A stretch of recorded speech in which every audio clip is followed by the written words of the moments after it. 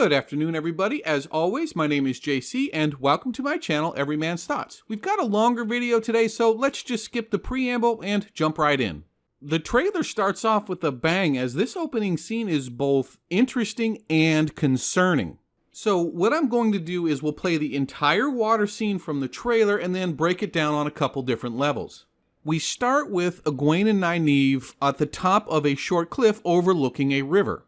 I want you to pay close attention to the blue dress and the braids in Aguain's hair.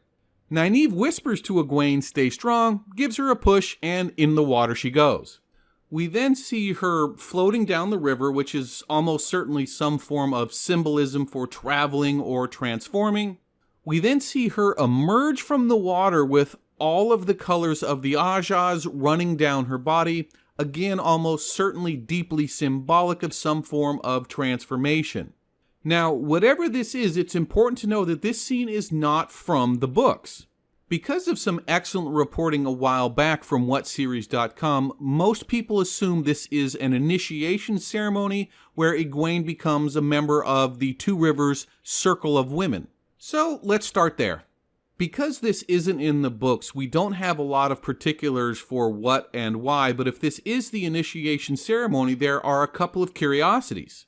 First, when she emerges from the water, why are all of the colors of the various Ajahs from the Aes Sedai, Ajahs are like houses within the Aes Sedai, why are all of those colors there?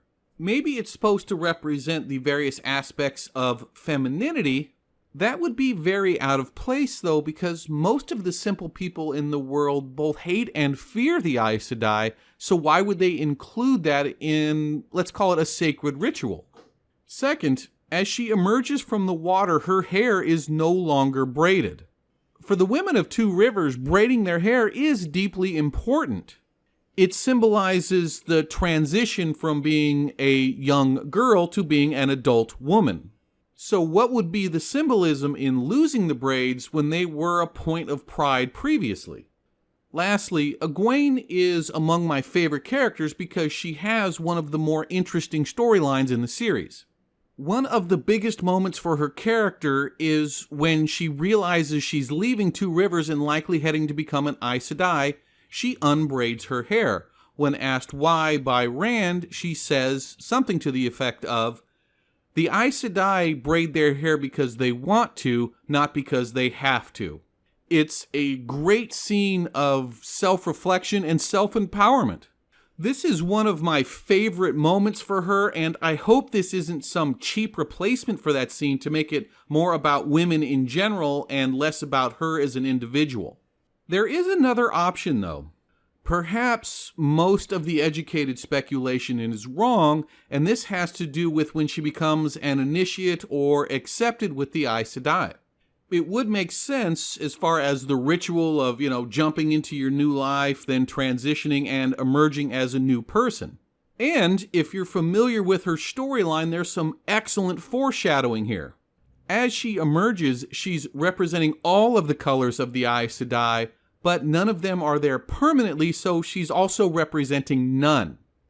The only issue with this is, in the books, as soon as she left Two Rivers, she immediately unbraided her hair, and this ceremony would be down the line, and as you can see when it started, her hair was braided. I don't know which one of these two it's going to be, or maybe something else completely different. What I do know is I don't want to lose the scene where she starts making a decision as an individual instead of being part of some groupthink. By the way, I did assume this is all one scene because her dress remained the same and the color and consistency of the water remained the same. Next, we have a scene that is very obviously Emond's Field. I think this looks fantastic, no complaints here, and I wouldn't be surprised if this is the opening scene from the first episode. We then immediately transition into the Winespring Inn, where we have our three Musketeers, Rand, Mat, and Perrin. This was one of my favorite shots of the trailer and gives me a lot of faith for the series. Look at how their acting or presence of being typifies the characters they are portraying. You have the sheltered, innocent Rand on one side, the hulking brute Perrin on the other. Then we have the mischievous scamp Mat right in the middle up to his shenanigans. It really sets the stage for the uninformed viewer about who and what these characters are as we start our journey. Finally, we have Aguain walk in and Rand's face lights up, establishing his feelings for her to the viewer. We know their relationship is accelerated as compared to the books, so it'll be interesting to see how far along they are at the start of the series. Next, we have a beautiful faraway shot. My initial instinct was this was the group leaving Edmund's Field the day after the attack. However, if that's the case, there should be 7 riders, not 5, and if I recall, in the books they fled at night after Rand had an opportunity to speak to his father. Either way, it's a beautiful looking scene. Next, we have a short and sad scene with several interesting tangents. This is the warder Stepan. He is crying over the ring that presumably belonged to his bonded Aes Sedai, Kareen Nagashi. Kareen Nagashi was slaughtered by the Black Aja in the prequel, but the prequel's not part of the series. So what they've obviously done is move her death out of the prequel and into the series, and I think this is a fantastic decision. One of the reasons people loved Game of Thrones is because it was constantly killing off important characters, even characters you liked. This gave the series a sense of seriousness and consequence. By killing Kareen on screen, hopefully the show can recreate some of that tension. It also leaves us with 2 important questions. Is Stepan still out there seeking revenge? Well, his IMDb says 1 episode, so season 2 remains to be seen. The second and more compelling question is, how early are you going to introduce the Black Aja to the viewer? Speaking of moving things along, look at this absolutely beautiful image of Tar Valon. I don't know what more people could want, but it's the internet, so I'm sure they'll find something to complain about. Moving along, here we see Moiraine entering a building. You can feel her radiating authority and dignity. I've been very impressed at the acting the cast has been offering us from what little we've seen, at least in this trailer. The scene feels like maybe the first time she walked into the inn in Edmund's Field on Winter's Night. As I continue here, we come upon something a little bit more tangible to work with. As we can tell, this is the Hall of the Aes Sedai. Like a lot of people, I suppose, I imagine this room to be much bigger. This is also the perfect example of the Aes Sedai each wearing the color of their Aja. I know a lot of people don't like this as it does deviate from the source material, but I do think it is a decision that's going to yield positive results, particularly for the casual viewer. These next 2 scenes I want to talk about together. The first half is Kareen using the One Power to heal Moiraine's shoulder. As in the official timeline, Kareen is long since dead. It gives us no way to pin down where or when this healing scene is happening. The second part is considerably more obvious. This is Moiraine just with an epic weave calling down the lightning during the Trolloc attack at Emond's Field. What I want to focus on, though, is the weave itself, or at least the CGI representation of the weave. This is where Rafe Judkins and the other people behind the show get to cash some of the checks they've earned by being open, honest, and communicating with the fans. In an interview, Rafe said flat out that they couldn't make the weave look like the way it was described in the books because it would simply be cost prohibitive. So now, when you and I come across a scene like this, we're reviewing it coming from a place of understanding what's going on instead of only having the eyeball test. This has helped to engender a lot of goodwill between the show producers and the existing fan base. By direct contrast, the people behind Amazon Lord of the Rings have kept everything on lockdown, and now that production is living with a cloud of negativity throughout the internet without any information to help clear the air. Next, we have a battle scene that I can't quite pin down. It could be when they're chasing Logan, more on that in a second. Anyway, we have Alanna, Nynaeve, Lan, Stepan, a couple other warders, and Aes Sedai, and you see Alanna using the One Power to stop the incoming arrows. We talked about foreshadowing earlier, and if you have a sharp eye in the bottom center, you can see Lan protecting Nynaeve.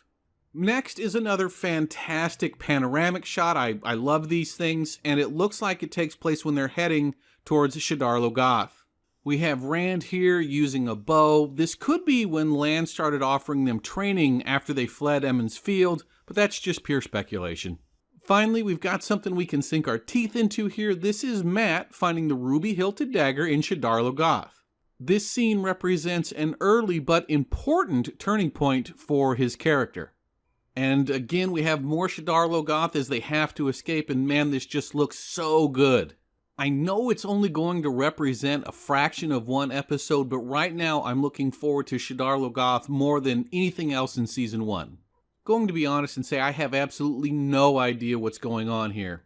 In the foreground, we have Matt. In the background, the prevalent internet opinion is the person in the crow's cage is the Aiel that they mentioned would be in Season 1. Your guess is as good as mine. Very happy to see Perrin and his wolves. This is to be expected, so I'm not really going to go into any unnecessary spoilers. Okay, let's stop here and spend some time on this one. This is Rand and Aguain having an intimate moment together. Previously, in a Twitter Q&A, showrunner Rafe Judkins said they specifically aged up the younger characters in the book so that the TV series did not have a young adult feel to it. Of all of the deviations from the source material, this is the one that I agree with the most and maybe the most important. I'm not trying to say anything negative about young adult books or movies, and I know it's not fair, but as an adult, it can often be very difficult to care about the problems of children of a certain age. Oh my God, my girlfriend liked Timmy's Facebook post. I think she might secretly like him. I'm sorry to hear that, son, but yeah, rent's due on Monday, so how about getting a job and helping out your old man, huh? I'm obviously being a little facetious here, but you get my point. By making the characters a little older, they added some substance and gravity to the secondary storylines, and by extension, improved the product as a whole. This brings us to what I feel is the biggest mistake of the trailer. I say it's a mistake because the vast, overwhelming majority of people who watch this show will have never read the books. They won't know what a fade is, so when they see this, they're just going to assume it's a cheap knockoff from the Dark Riders and Nazgul from Lord of the Rings. What's worse is this could happen in the first half of the first episode during the Trolloc attack on Emond's Field, thus tainting the new viewer's perception of the show from the start. My hope is this isn't the first image we see of the rider. Maybe we see it earlier with different context, different angles, different lightings, so it doesn't look like such a straight copycat. Ditto everything I just said for the previous image about this image in regards to the mouth of Sauron. Here we get some glimpses at the whole Trolloc army, and it would be nice if we had more detail, but based on what we can see, I'm pretty sure they are going to look awesome. Now, this is the group riding towards the Waygate. We know from earlier leaks that the Waygate has been moved, and a lot of speculation is that the Waygate will now be in the Blight.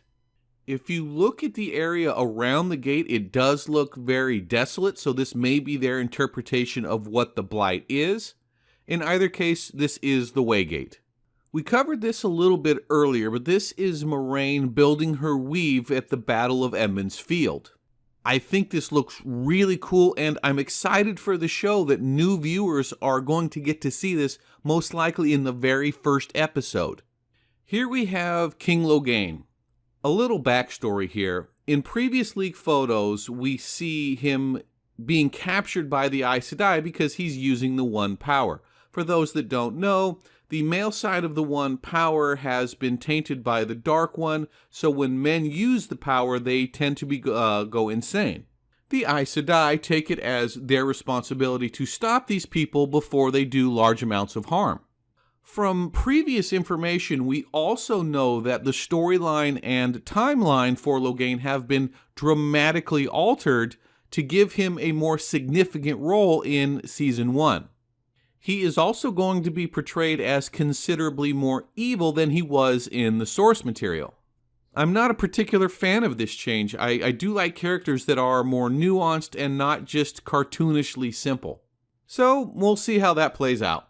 It's possible this is where Corrine dies, and that's why you see her warder come flying in with two axes. Maybe this is where he gets his revenge.